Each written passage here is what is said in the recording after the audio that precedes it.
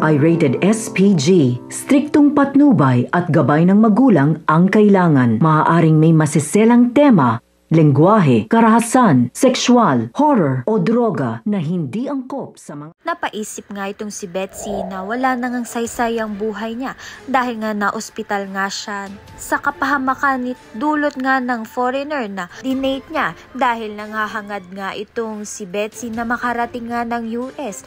At akala nga niya na kapag nakipag-date siya sa foreigner ay magiging madali ang pagpunta niya sa US.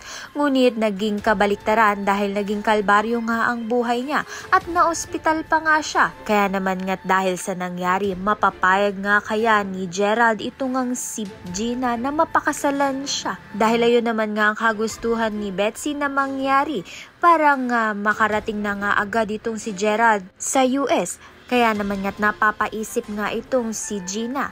Pinagsabihan naman nga siya ng kanyang tita Connie na wag na ngang sundin pa itong si Betsy dahil mapapahamak nga ang buhay niya. Gusto ngang ilayo ni Connie itong si Gina kay Betsy.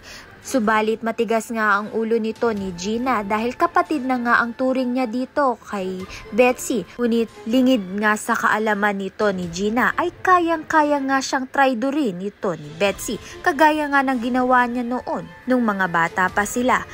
Kaya naman nga't yan at iba pa ang dapat nating pakaabangan. Maraming salamat sa iyong panonood.